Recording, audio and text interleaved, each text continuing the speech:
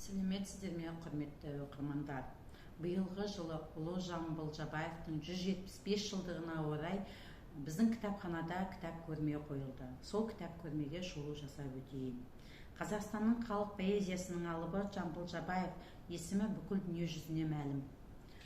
Ғасыр жасап екі заманның куәгері болған, халқымен бірге өмір сүрген, халқының өткен зардабын, көрген қиыншылығын, қуғын сүргінін бәрін осы қалам арқылы, осы қағаз арқылы атадан балаға жеткізе білген ұлы ақынның мұрасы ешқашанда өлмейді.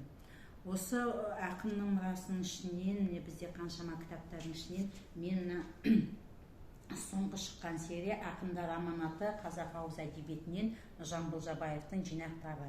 Соның ішінен мен сіздерге бір өлеңін оқып берейін. Бұл жинақтың ішінде Жамбыл Жабаевтың жас кезінен бастап жазған өлеңдері бар. Өйткені бұл өлеңдер халыққа тез жеткен.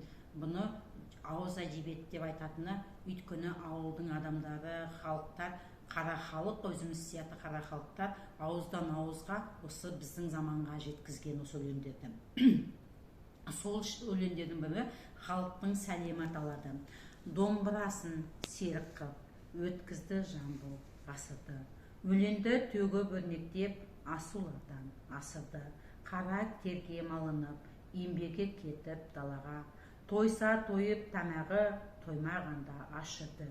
Қалың халық көтерген, өмірдің ауыр ізі тасын, жылдан жылға тасыды. Жаңғыртып ен даланы, әнді шырқап көлбедім. Өлең мен ойын оюды, сөзімді мініп желдедім. Сонда менің көргенім, құнарсыз дала қарал ел, күңірейген зарланған, қанын сорған жыланның ғасырлар армаған. Көз жіберсем алысқа, көпті көрдім дегенім.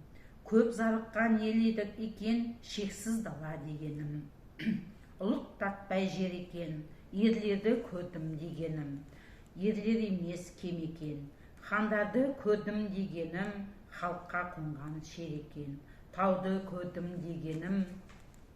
Тау емес екен, дөң екен, өзен көлді дегенім. Көз жасынан сел екен, кемдікті кесіп бұғауын.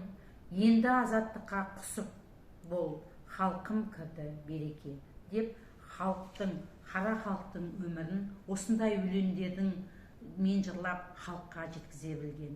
Өзінің екі ғасырды бірдей куәгері болған ол азапшылық, жоқшылық заманды, одан кейінгі жеңісті көрген ұлы баба, ұлы ата, ұлы тұлға.